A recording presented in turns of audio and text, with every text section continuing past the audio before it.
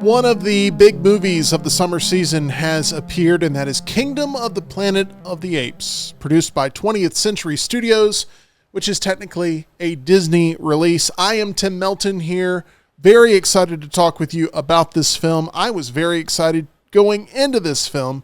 I really adore this franchise and was looking forward to what could potentially become the best movie of the year for my personal slate. And I have to say that it just missed the mark. We're going to talk about it here on this spoiler-filled review. If you have not yet seen Kingdom of the Planet of the Apes, maybe go check it out first and then come back here. Joining me in the conversation today on the panel is Mr. John Lunsford. Yes, it was a movie that featured apes, and it's not the first one that has come out this year. I'd call this the sequel to Godzilla, Kong, The New Empire. It is definitely not. There is no tie-in to that property. We have Tyler Johns back here producing this, and we are going to get a close-up shot of Tyler's beautiful face because he deserves that for this Kingdom of the Planet of the Apes review. Tyler, this was a movie you were very excited about. Yes, I was. This was in my top 5 most anticipated films of the year. I think you were looking forward to it a bit more than I was, but I still love this franchise and was looking forward to the movie. Yeah, this was top 3 for me going into it. I loved the marketing campaign, what everything was looking like. I liked that it was sort of a reset after what was a very disappointing war for the Planet of the Apes. And I just have to say it was a very average outing for Planet of the Apes for me. Everything was done perfectly fine, but that's how I would describe the movie. It was perfectly fine. It was a checkpoint movie. It was a, how do we get the main character and his ragtag team through checkpoint and checkpoint and checkpoint, and it was really drawn out to get to those checkpoints. In my opinion, the movie a little bit lengthy. John, I know that was one of your biggest complaints, is that you felt like this thing could have been trimmed up.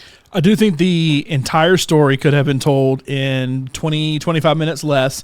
The official runtime, 145 minutes, so take that 25 off, put it at 2 hours, we'll call it a day, and I think the movie still could have been the exact same. I think it started slow, and then it picked up at, basically after the first attack, it picked up, and then it's like, okay, I'm a little more into this story now.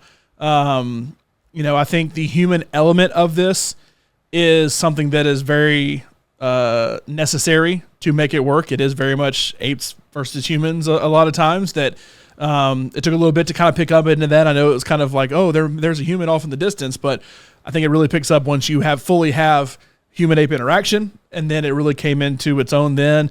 I thought the best character in this was Raka, the orangutan, played by Peter Macon, who I loved in the Orville. That is really when I started. I went from, at first, kind of like, okay, I'm kind of, what? Oh, the movie's still going. Oh, there's explosions. Okay, there's a fight now. I'll watch this. Okay, and then once Raka's there, and then once May is there, then it's like, now this is a story. I'm into it. Let's watch it. Let's actually let this play out. It still drags at points, and then it gets to the end, and I can either jump in now or wait on my complaints about the ending. But at least at that point, it became a movie I actually cared about. The movie to me felt very straightforward, but almost to a fault, where you knew what every character was thinking at every time for the most part. There are a couple of reveals late, like May having an entire society that's trying to fund her operation and support her operation to end up getting what they need to advance their technology.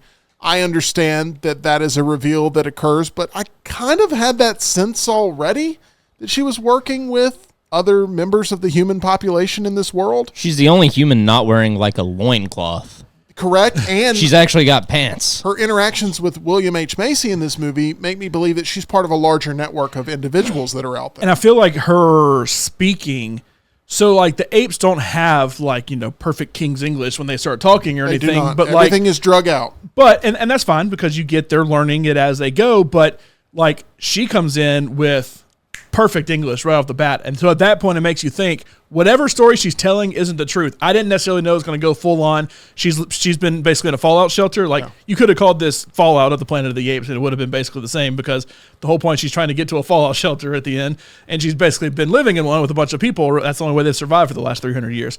But like, I didn't think it was going to go that far. Now, that part I actually liked about the movie. I liked that it ended up being way more advanced than we just have a good tribe that's been kind of off the map, but we're still kind of having to live kind of primitive and everything because she is dirty. Her clothes are torn.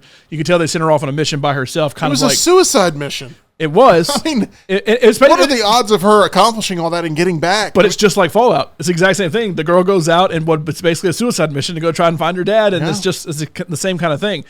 And then when she comes back and it's like, oh, now they're setting up for a story that I'm kind of into because you're legitimately getting it. And the first thing I said to my wife, I turned when this movie was over after every reveal had been made, and I said, I hope the third movie is actually a war this time because it kind of sort of is leading that way. She walks past this whole arsenal of guns. They literally open up a thing that has tanks and and Hummers and all this like basically straight up military equipment that a lot gets washed away. But like it clearly still exists because she takes on a satellite key and they use all these satellites to communicate with other bases around. It should set up to be another war that could absolutely right every wrong of the first trilogy when we get to the end and be like, thank goodness we finally got the end we wanted. But it also could fall flat on its face because guess what? They did it the first time.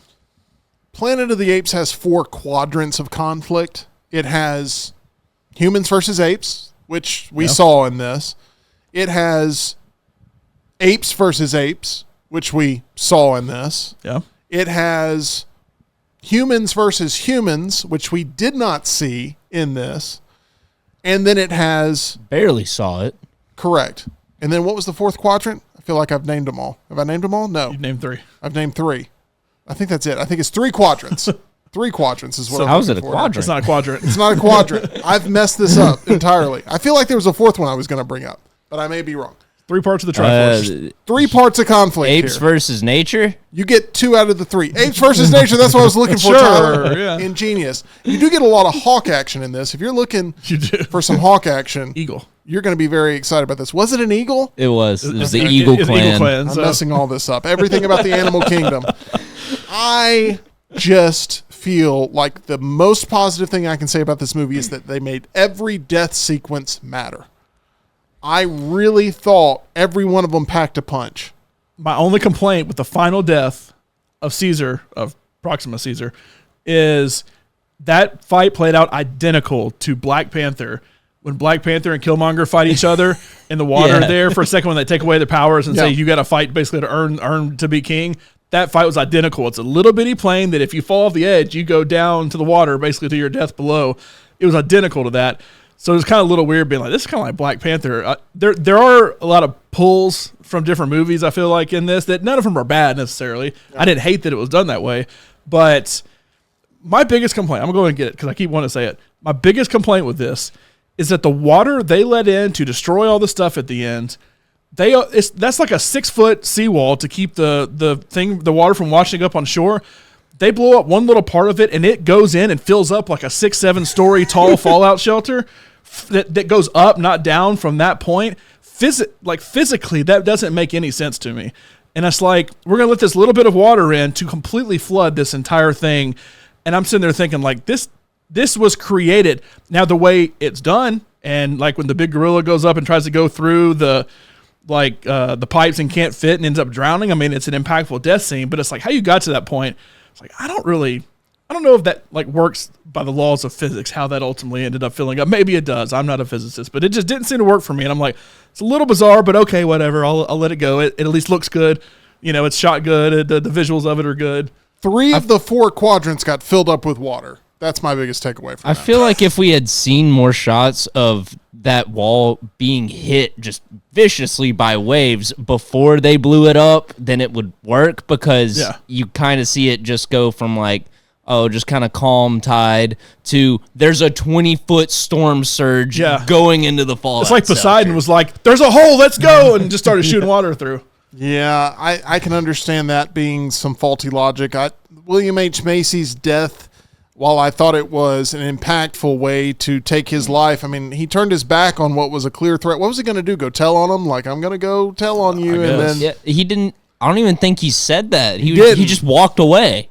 Maybe he was going to just let the plan happen without any sort of involvement, and then May decided to jump on him and kill him. He should have let May know. I can understand from her perspective. He's about to go tell everything, so I got to get rid of him. She made the decision. I like the character move. It adds up and everything. She made the decision. I don't want to support the apes. And bottom line, he's supporting the apes. Whether he goes back and says nothing or goes back and says everything, he's still ultimately supporting Proximus. What did we think of Proximus Caesar as the ultimate baddie of this? Because he was very transparent with what he was thinking the entire time, while also saying you can't trust humans and you can't trust apes who trust humans, yet he continues to let them into his inner circle as a way to show his, I guess, prowess over the situation. But I thought it ended up being his demise. I thought he was underutilized as the main villain in this. I feel like there's more there. How did he? And you don't have to tell me his whole backstory because it's not about him. It's about Noah and his clan and May and the humans that she's working for, and that's what we'll ultimately see moving forward, I assume.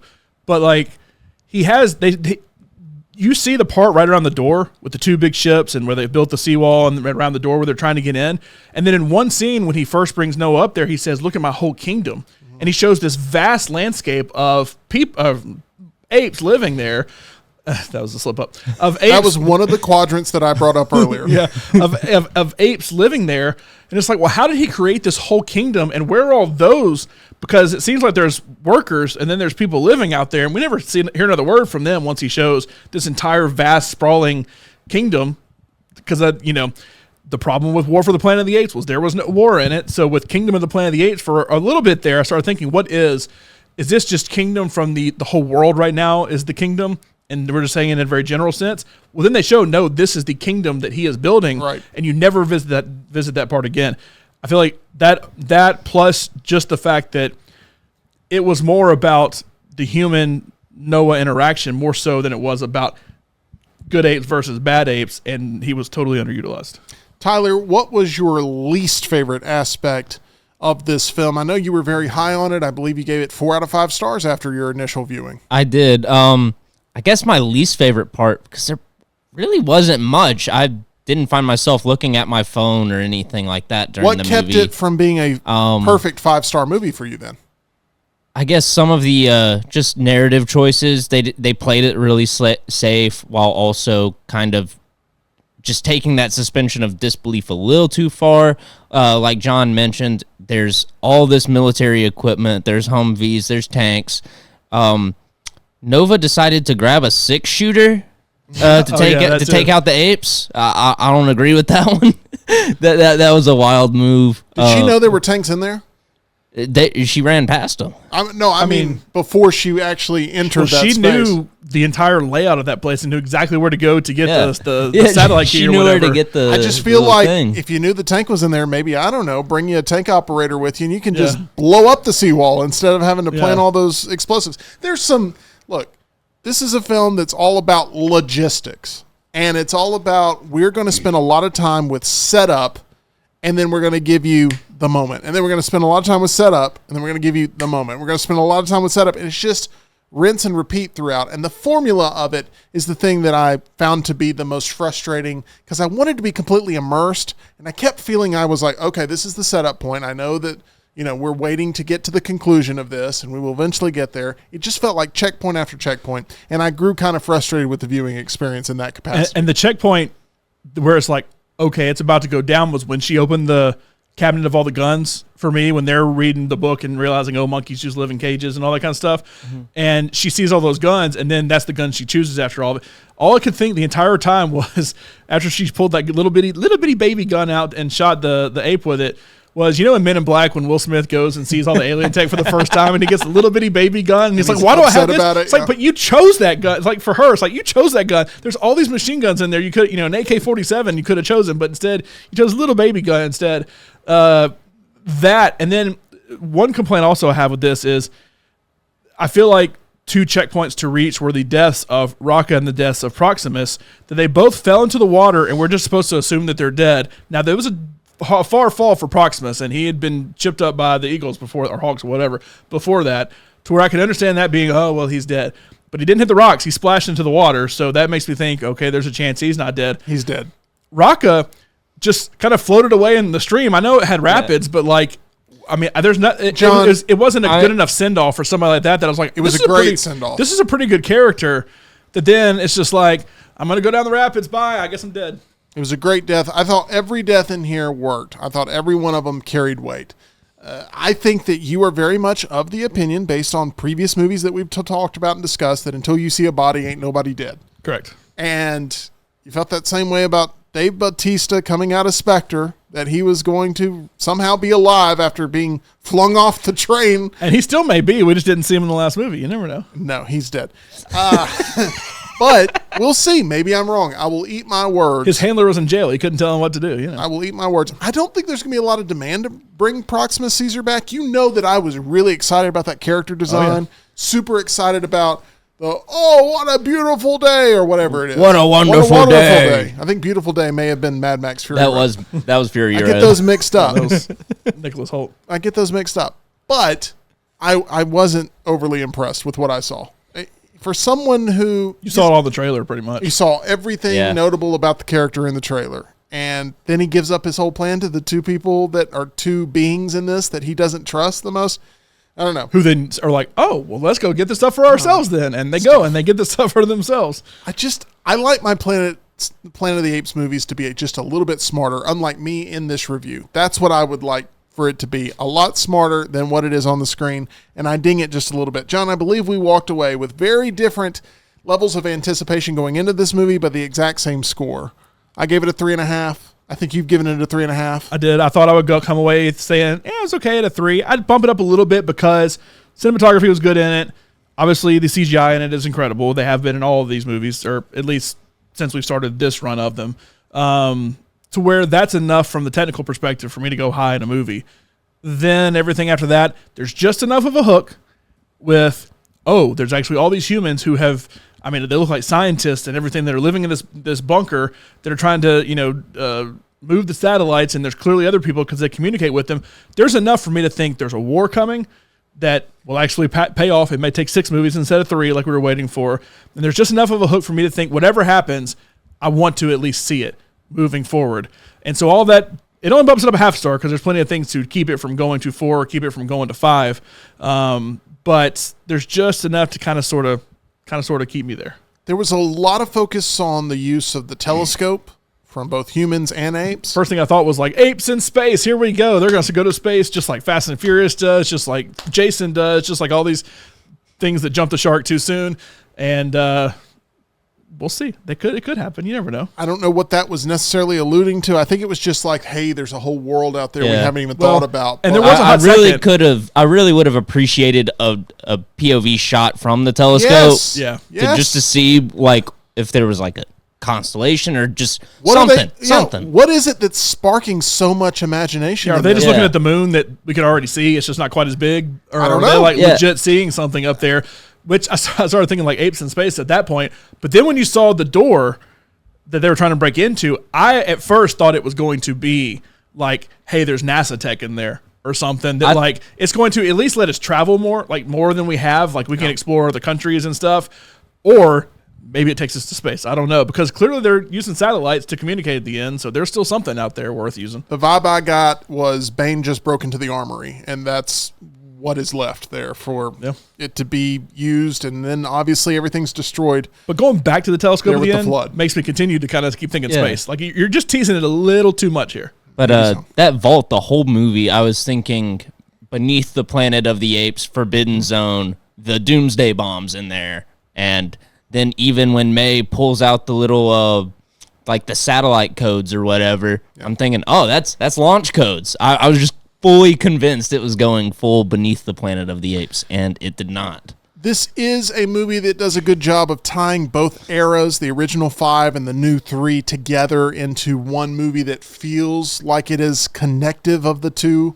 And if you have seen the most recent trilogy going in before this, I feel like it's going to give you a little extra jazz going into that first sequence where Caesar is being burned in a way of a ceremony that respects his life. But you don't really have to have seen any of those 3 movies in order to be able to enjoy this one at its bare bones quality. I do look forward to the next one, seeing what they do. We'll see how this one performs at the box office and what the demand will be from audiences. But with it being a successful reset, I will give it its proper due.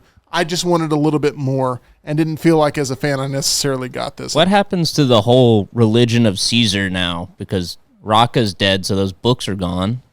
And Noah doesn't. I think He was never reading or anything. I'll tell you that with the way that they introduced it in this, it is now just going to be taken for granted that now everyone knows who Caesar was, and like those stories are going to be things that continue to exist in this world. Like that was just a way to introduce it to us, the audience, that it matters in this world, and I think it will continue on through whatever the sequels to this particular entry will be. But turns out May, because he gives her the symbol at the end, she takes it back and she's like, there was an ape I heard about when I was out there that actually taught some pretty cool stuff, and then it turns into splintered human factions where humans follow Caesar and then others don't, and it turns into humans versus apes versus apes. And there's all four sides of your war. Apes versus humans, and then I see what he's saying. You have like an ape general with a human army, and then you have Caesar with his Caesar with a human army, and then a human general with an ape army. Yes. So there we go. We made it to the 4 quadrants. Humans can fight humans. Humans can fight apes. Apes can fight apes as well. 1, 2, 3, 4 sides of the war. Sort of. That's going to do it for our Kingdom of the Planet of the Apes review. We want to thank a place where there's more than 4 quadrants of sports betting opportunities for people that want to participate there at our title sponsor, MyBookie. And they'll help you count right and go to mybookie.ag. Make sure it's actually a quadrant. Use promo code next round. You see it right there. Promo code next round, and you too can bet on anything, anytime, anywhere, whether it's the hockey playoffs, basketball playoffs, Major League Baseball regular season, getting ready for football season, or play in that live casino as well, and the slots, mybookie.ag. Is Kingdom of the Planet of the Apes your favorite movie so far this year? Let us know in the comments section below. We have a lot of other big movies coming out here in 2024, and we cannot wait to review them all with you. Right here on The Meltdown, make sure you like this video and subscribe.